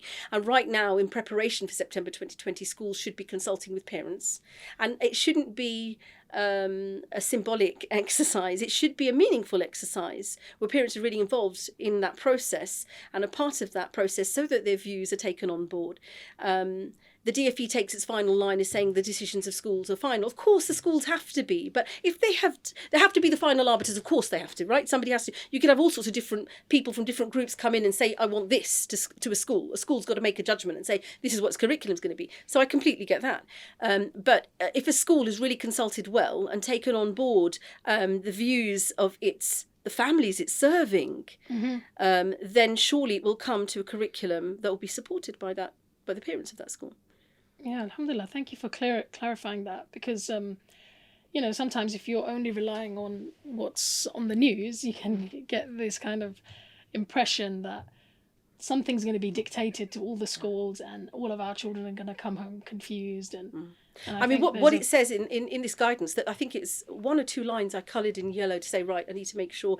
And one is about the different families aspects. But again, if you read the guidance carefully, and it's available for everybody and anybody to see online, if you go to .gov.uk, DfE website, dfe.gov.uk, I think it is, education.gov.uk, and you look it up, the relationships and sex education DfE guidance, anybody can read it. And the wording is such that it's very, very easy to teach that from a faith. In fact, I would say that this guidance really helps faith schools, because it allows us for the first time in law to teach a potentially difficult subject from the perspective of its faith, whereas previously that wasn't there. So you were left to the whims of other educational experts or authorities to come in and tell you how to do it. And I don't think that was a wise state of affairs. This is really tidying things up. So and it does say it there in black and white that you can teach, a faith school can teach from the viewpoint of its faith perspective, but at the same time does need to teach respect. Right, Jazakallah khairan. Thank you for that. Is there anything like really anything you're feeling strongly about that you want to share with people, or? Yeah, I suppose it's about. There might be teachers listening. There might be other head teachers listening, parents, all sorts of people. If there's any kind of last message that you'd like to give. Goodness, I've got so many different last messages. Blending the role of parent and teacher. That's probably a good one. Yeah. To realise or to acknowledge that one isn't just a parent, but one is also a mentor, a teacher, an influencer, an individual who builds or who instills the building blocks from young age, as you have me. He makes me look so good, doesn't he? Yeah. Nobody knows my faults. She makes me look terrible. I've only taken one out. Bless. I've only brought one out by four. We all parents and families have challenges, and I've had plenty of mine. They all do, and no two children are the same in a family, and we shouldn't feel ashamed of our child. I think that's a really important thing. You're absolutely, he's absolutely right. It's really important that parents understand that the weight of the responsibility on their shoulder. But I think most parents do. Some of them might hide from it because it's so scary. And I think the key thing about families, get healed. Please get healed, mums and dads. Heal yourselves and heal your relationships. Mums and dad, heal your relationships. If you can heal your relationships, you're teaching children everything they need to know about relationships in their family and in the future. And you're also impinging on the development of their emotional, you're going to give them a healthy emotional development if you do that. You'll get it right, but you'll get it better. No, there's no such thing as perfect and right. Everybody's got challenging circumstances. You can't control what Allah has dictated for you as a trial from one moment to the next. You can't control if somebody's going to pass away and how that might affect you, your family, your children. But you can try and have as much iman as possible and try and have as much sabr as possible, but become healed first. So you are emotionally available to raise your children. And if you're emotionally available to raise your children can develop emotionally well. It's the first building block that iman will be built upon. Spirituality will be, and what you were saying earlier on about socialization and about normality and about routines and all of those things happen from the earliest stage. This is tarbiyah. Tarbiyah is as much spiritual development as it is physical development and learning to clean your nose and how to use a toilet and how to eat and so on and so forth. All of it is tarbiyah. And we can get it a lot better in our homes if we get that emotional and psychological healing and move forward with our families. And for teachers and head teachers in Muslim schools, they're unsung heroes. And school leaders, they're unsung heroes. They're doing incredibly hard work and incredibly good work, and they are trying their best. And I think one thing sometimes I think, when we go back to that comment about how we can judge ourselves and judge the Muslim community too harshly, I think that you can see that at times in schools. We have some amazing families and parents in our schools, amazing people. Sometimes we can have, on the odd occasion, an interaction which you think, would they behave like that with teachers or staff in a maintained school next door? Would they have dared speak in that way? Question mark, I don't know. You mean like Muslims treating other Muslims badly? Yeah, with the disrespect that you wouldn't expect if perhaps you'd been a teacher in the school next door, or you hadn't been brown and Muslim yourself. And perhaps all communities have the same issue of treating each other with less respect than they would. And Allahu Alam, with that, we'd need another hour or two to dissect where that comes from. But they should. Everybody out there working for the sake of Allah, wherever they are, need to remember that what we need to fix is our relationship with Allah before even our relationship with each other and our understanding of ourselves. What we need to do is understand what we are doing in life. We need to turn sincerely to Allah subhanahu wa ta'ala. We need to remember His promise. We need to make time for Allah when we're so pressed upon in our time. We were talking about earlier on about schools being stressed, but and Britain being this place that sends its children to school at 5 and this robotic long working hours and so on. How do we make our lives more family friendly, and how do we make them more God-centric? How do we tone down the noise around us and the edutainment around us, and how do we connect more meaningfully with Allah?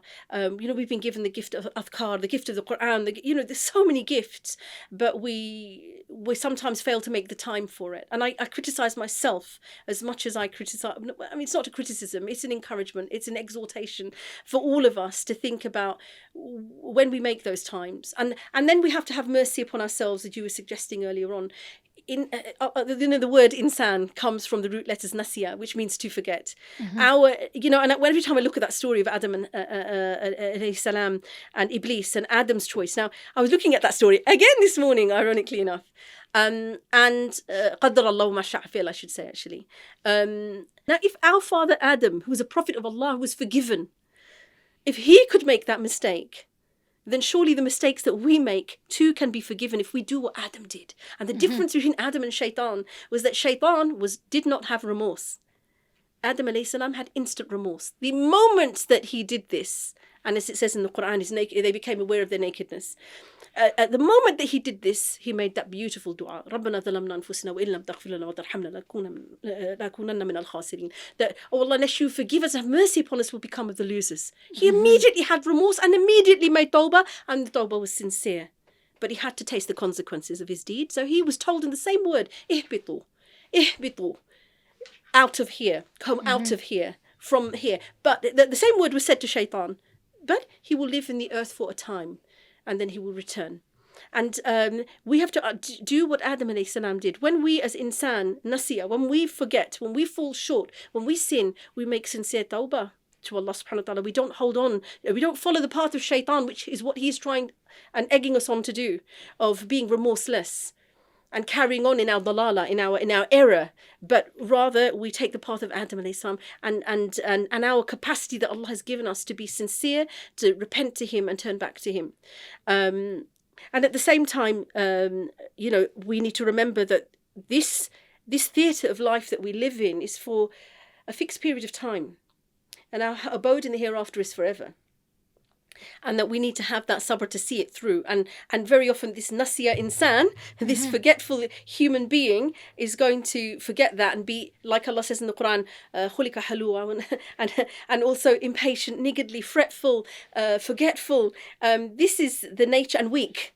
Also we have these tendencies inside. So therefore forgive ourselves. We have a tendency, and all we need to do is remember the hadith of the Prophet sallallahu alaihi wasallam, kullu bani Adam khata'in wa khairul khata'in at-tawwabin, that all of the children of Adam are sinners or mistakers, and the best of them are those who frequently repent.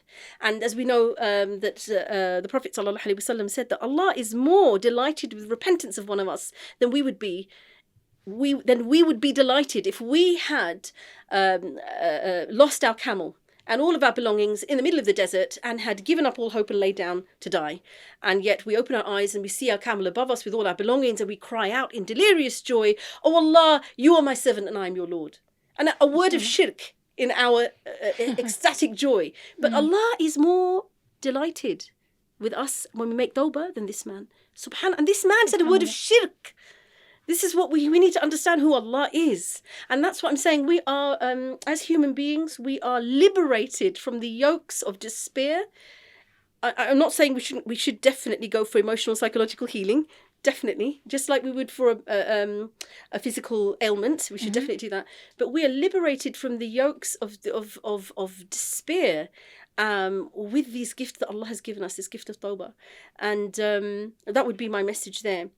And for Muslim schools as well, I think I would say, let's look again and again at our curriculum and our teaching and our training of staff and what we do, because we need to be fit for purpose. In today's world, our children are, at risk of all of the maladies of today's world that are affecting all of the children out there.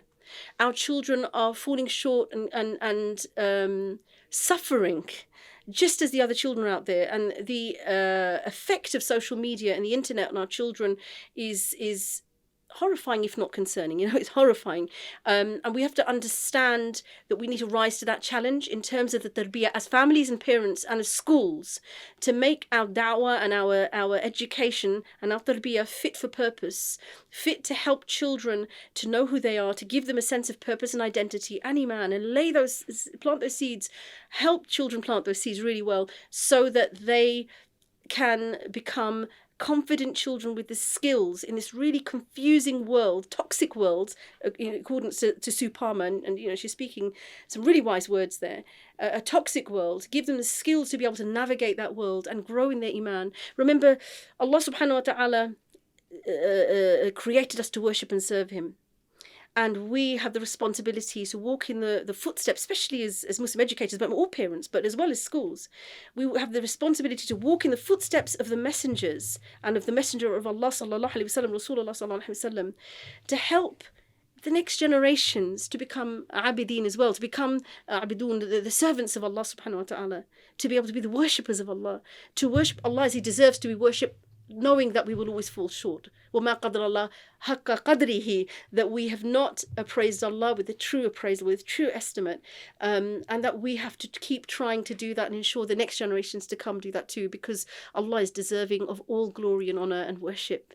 And those signs are written about us all around us in the world around us. And it's our duty to schools to draw our children's attention to those signs. Jazakallah khairan, Someera. Really inspiring words for all sorts of people. Jazakallah khairan. And Hudhayfah, do you have any last thoughts or any advice that you'd like to give? Being young, first of all, is a difficult process for a multitude of reasons. Yeah. I think the biggest one in today's age, it might have been different in the 90s and the 80s, but the olden days. Yeah, the olden days. The olden days, the black and white days. That was before my time. Okay. Well, Yeah, so I think the most obvious one is the feeling, particularly in today's very kind of toxic and constricted and suffocated society and environment, is wanting acceptance by another individual just for the sake of, you know, being accepted, just for the sake of wanting a popular image, just for the sake of wanting to be popular and being liked by other individuals, Or validated.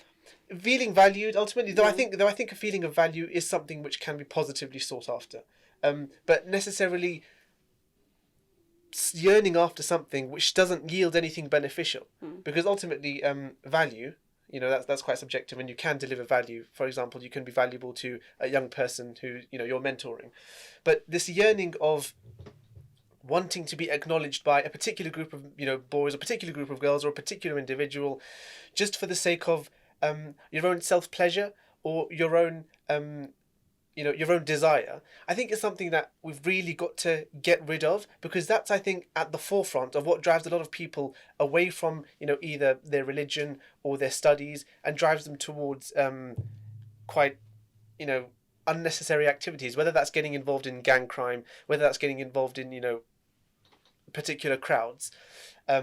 Ultimately, I think it is grounded in this wanting of approval from a particular group of people, and you've got to get over that, because ultimately that will lead you to nowhere. Ultimately, it will lead you to nowhere. It won't lead you anywhere in terms of, you know, wherever you are going with that particular group. For example, joining a particular gang. You know, you have this, you know, this vision that, you know, these guys will be with me, you know, for the rest of my life. We'll get through tough times, this and that. But ultimately, that never happens, and it's never happened. So how do you stay focused? How do you stay away from? Because I'm sure you get tempted. You know, well, everyone wants to be accepted. Yeah. Everyone wants to be in and popular. And how do you, what works for you? I think I'm at a point at the moment where, again, like my mother, I'm not fazed about being accepted by a particular group of people. I'm not fazed about an individual not liking me because I am the way I am for a particular... I mean, I've not come across that. You know, most people, if not all people, are very accepting, very welcoming.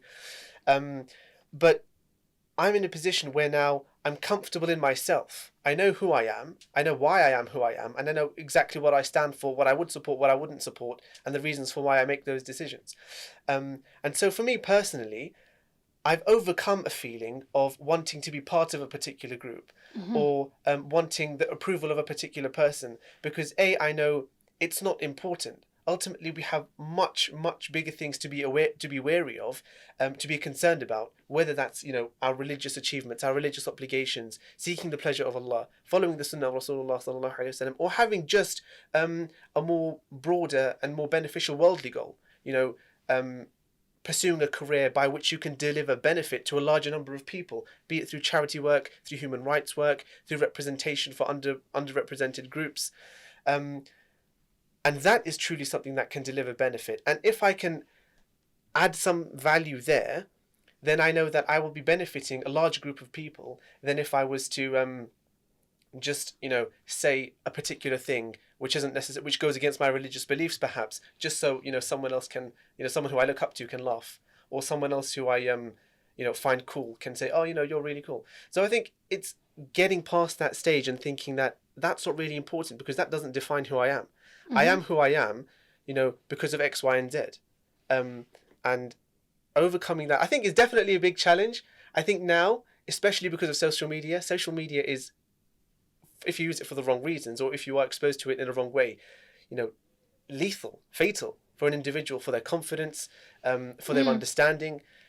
We hear so many stories of individuals who, you know, take their own life because of something that happened over social media, or because of a particular stance in social media which was attributed to them, and they felt the need that, you know, oh, because this and this has happened, I've now got to take my life. You know, it is very unfortunate to hear that, and that's just kind of the climate we live in today, and the climate that young people are living in today. Very different from when yourselves, you know, were growing up. Not to say that it's much harder now. Yeah, I mean, not to say that, you know, we're playing the victim card and all elders should now sympathise with us. You know, should sympathise with us because we're all off the rails. Not necessarily to say that, but just to say that social media can either be your friend or it can be your enemy. And it's about using it for the right purposes. You see, for example, on Instagram, you've got lots of really wonderful pages which promote Islamic sayings, ahadith. You see loads of pages which promote charity work. And it's about wanting, first of all, to involve yourself in some sort of self-development. In the good stuff. Yeah, in the good stuff. Because again, as you mentioned previously, referencing the tie your camel and then put your trust in Allah. Nothing will happen if you don't take a step. Nothing will happen if you just ask for something. If you make dua to Allah, you say, oh Allah, give me this, but you don't make an effort for it, you won't get it, regardless of what happens, regardless of how sincere you are. You need to take the step, hence why you've got to tie your camel. So it's important just to take that first hurdle, just to say, you know what, I'm going to take a step back, I'm not going to do what you do, because I understand that I need to make a change. And if I don't make the change myself, no one will do it for me. And I can have fanciful imagination, I can have wonderful ideas of where I want to be, but if I'm not prepared to make an effort myself, then I should not expect to, reach that goal. And ultimately, it's always down to the individual. Jazakallah khairan, great advice. And I guess ultimately, if we keep pleasing Allah in our mind as the highest purpose, eventually people will be pleased with us. But if we make them our focus, then neither Allah nor they will be pleased with us. That reminds me, if I can, it reminds me of where a person who, doesn't indulge themselves in good, indulges them in evil, then that person is disliked by Allah, and Allah tells the angels to dislike that person, and then from that the people on the earth dislike that person. But conversely, if a person engages in good, they're involved in charity work, they're always remembering Allah with a particular group of people, or even they're just making an effort, that they don't have to be a huffaz, they don't have to be a scholar, but they're just making some sort of sincere effort, then their name goes to Allah. Allah loves that person, and then Allah commands the angels to love that person, and then not just that, the people whom Allah loves will also love that person. So it proves your point exactly, that if you put Allah first, you can bet your bottom dollar that you will find contentment in this world. Although, of course, we wouldn't bet, because that's haram. Of course we wouldn't bet, but figuratively speaking. It's all hard work. So, mashallah, you mentioned that all children are different, but, they've all got something special about them in their own way, right? Yeah. And that's what we've got to remember. All our children are special, and all of them need to be loved, and all of them we're going to be held to account for on the Day of Judgment. And all of them have had a different perspective of their childhood and their perspective of us and the way we've been with them. And we just have to admit, it doesn't matter how painful that is for parents, it will be painful to hear, but it will happen. They're going to be, each of them, when they're grown up, when they've become baligh, each of them a different separate soul accountable to Allah, and they've got their own life to lead and their own views to have, and they won't all necessarily be wonderfully perfect robotic children. And of course, children are not, they're not robots. And we have to also remember that where we are tested by our children, Allah bless and guide them all, Ameen. Ameen. The prophets before us were tested. Prophet Yaqub alayhi salam had 10 sons. We don't know how many daughters, but he had 10 sons. 12 sons. 10 plotted to kill one of them. 10 plotted to kill one of them. The best one of those 10 said, oh, let's not kill him, let's just throw him down to the bottom of the well so somebody else can take him away, far away from us. This was the good one. And he was the good one out of those 10. But still, Allah subhanahu wa ta'ala had mercy upon those children. And those children, inevitably, when they grew up, many scholars say they became prophets. And if they didn't become prophets, we know in the Quran, in the story of Yusuf, that they repented to Allah subhanahu wa ta'ala, and they were sorry for what they'd done. And we know the reply of Yusuf alayhi salam to them. So I think that's really something we need to remember as parents. Never give up and never despair of the mercy and the guidance and He's accepting our dua. But also, I guess, allow them space to grow, to find their way. Because I think that's one of the things that I really loved about my parents, that they literally were quite hands off a lot of the time, and I found that very hard to be. Gave you room. It is that whole thing about that. The best example to use is of the cocoon and the caterpillar. If you try to open the cocoon, the butterfly will not emerge; it will die. Its wings will not fill with blood or whatever it is, and be able to spread and fly away as a butterfly. And that's the thing about over mollycoddling our children. We damage them. They need to be. But the difficulty of parenting, obviously with all our own baggage, is knowing the balance. Yeah. And it will constantly be in that dilemma. Parents will. It's another form of trial. We'll be in a dilemma all of the time. Did I do something wrong?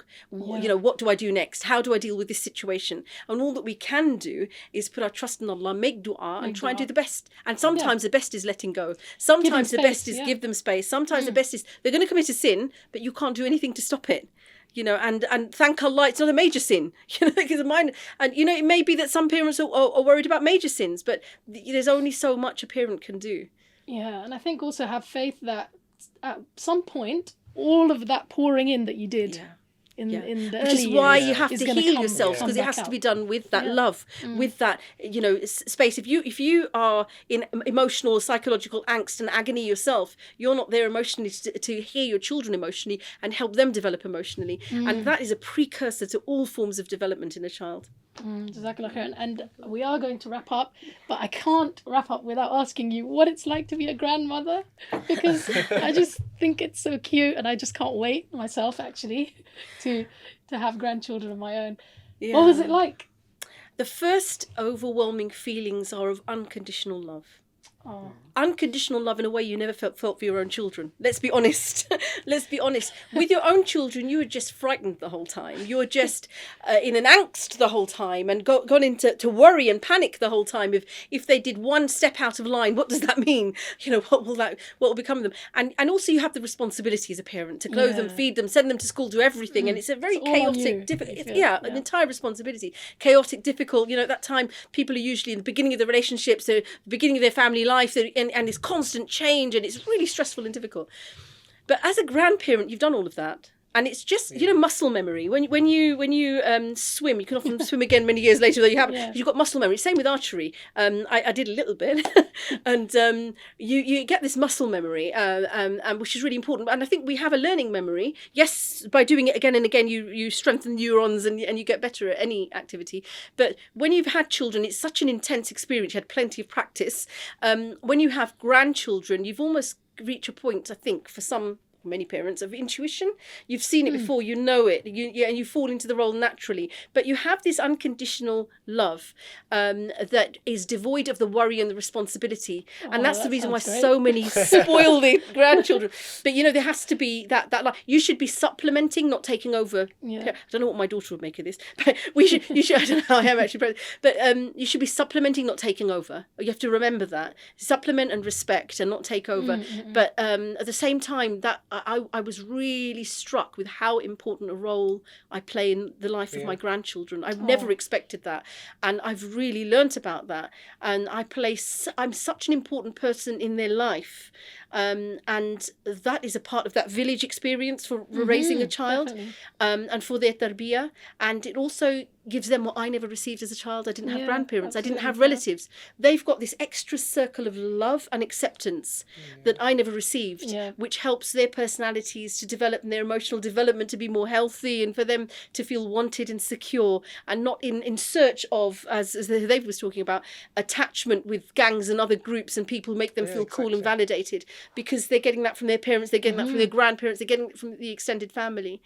So that was my initial impressions of and so now I've moved, as they've got older, I've moved to the responsibility side more and more of my responsibility for trying to give as much tarbiyah as I can to my grandchildren. Oh, Jazakallah khairan. Thank you for sharing all of that with us.